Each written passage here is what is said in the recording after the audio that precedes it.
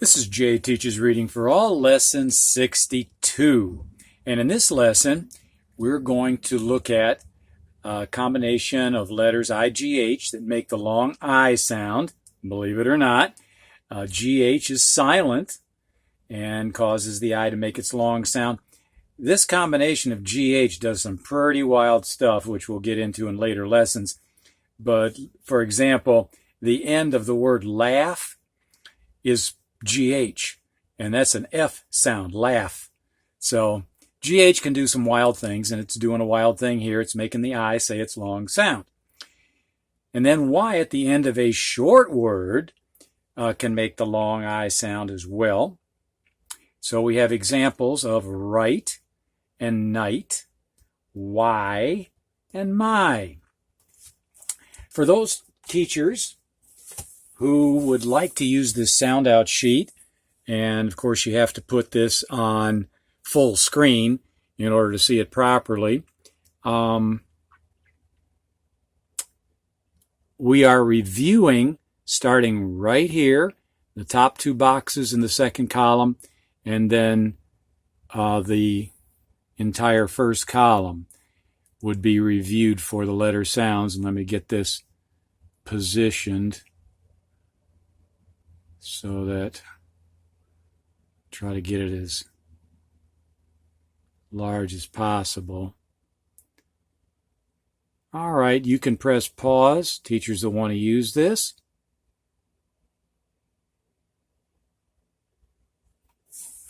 Okay, now we're going to review as usual, starting with the 4 ways to make the long E sound.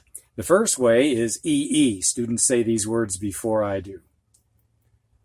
C, B, beat, feet, deer, fee, feel. Second way is EA, which usually does make the long E sound. Eat, meet, mean, team, weave, heat, neat, seal. And then the third way is if Y is at the end of a longer word. Sally, floppy, peppy, tummy, sunny, funny. And the fourth way is if E happens to be at the end of a short word, like he, she, me, be. And teachers, if you'd like the students to read these words to you, go right ahead and press pause and have them do that.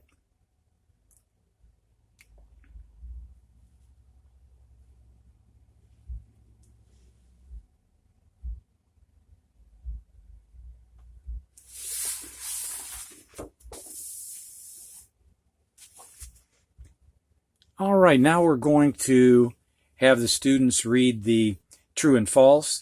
So press pause and have them read these sentences.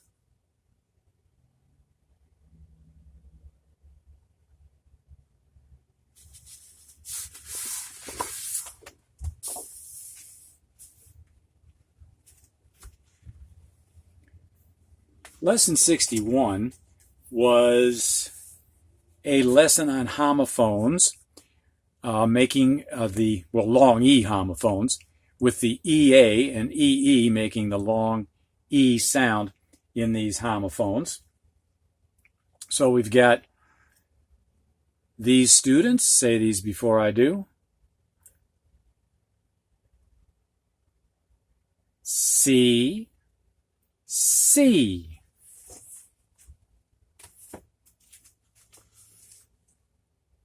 Dear, dear. B, B, B.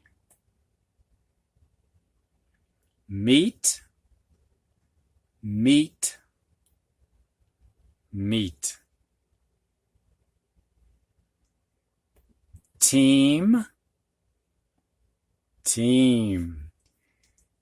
In the last lesson, I believe I forgot to remind you teachers to give the students a spelling test. You can see that I've underlined about, what, 9? No, not 9. 2, 4, 6, 8. Yeah, 9.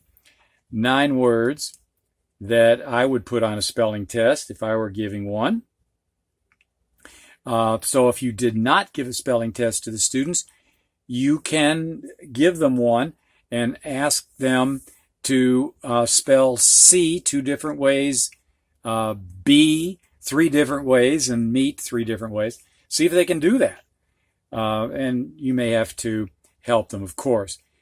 But some of you teachers may have realized that Jay forgot, like he does on a fairly regular basis, and you might have gone ahead and done the spelling test. So you're done with that. But in any event, press pause and do that, plus have the students read these sentences to you.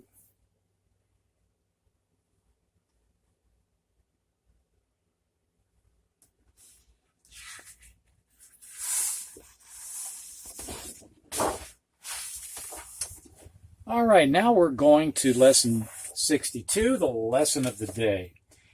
And as advertised, we're going to have words with IGH in them that sound like long I, and short words with Y at the end sounding like long I as well. So here are some IGH words: night, sight, right, bright, fight, flight, might, high, and sigh. Sigh is releasing some air out of your lungs for some reason. Maybe you're tired and you got to do one more thing that you didn't think you're going to have to do, and you just go, that would be a sigh.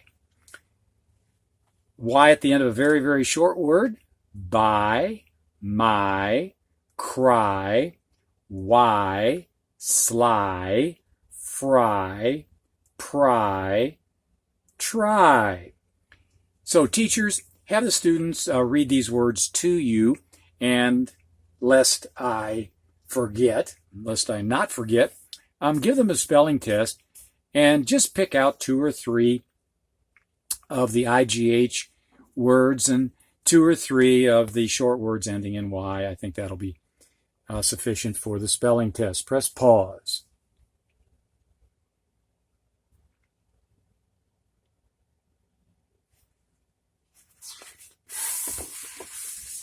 All right, now we're going to go to the true and false.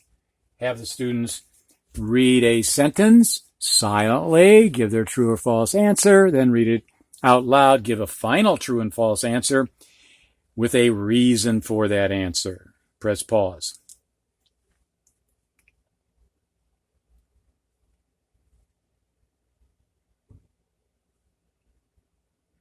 Okay, my answers. Number 1, Ty. This is a boy's name. Might be short for Tyrone. Ty will try to pry a lid off a van. I can't really imagine how this could be true. We might try to pry a lid off of some smaller thing, maybe a can or something like that. But I just can't imagine a lid being pried off a van. So I'd put false myself. Number 2, a fight might be right to save a life. I could imagine this could be true if you're trying to protect somebody and have to jump in and defend them. So I could imagine a situation where that could be true. Number 3, a high bright light bulb is dim. Well, this is kind of difficult to imagine. I mean, an adult, as adults, we could imagine ourselves in a large factory, for example, and it only has one light, and that light is way, way up at the top, and so it doesn't really give off that much light because the place is so large. So we could imagine as adults how this could be true, but on the face of it, I would say most students are going to put false, because if it's a bright light, that's the opposite of dim. So I think most students would put false on that. Number 4, a red fox is sly and tricky. A black seal is funny and silly. I'd put true. Foxes are known to be foxy, to be tricky, and seals sometimes perform in circuses, and they can be funny and silly. So I'd put true on that one. And now we're going to be looking at the lesson that is coming up, and that is lesson 63. In this lesson, we're going to look at letter combinations of OA and OW that make the long O sound. We'll find out in a later lesson that OW also makes the ow sound sometimes, but often it makes the O sound. And also, we're going to be looking at O at the end of a very, very short word that also makes the O sound. OA in oat and boat, of course, makes the long O sound. OW in mow and slow. This is like mow the grass. And when I mow the grass, I do mow slow. And then go and no are short words with O at the end.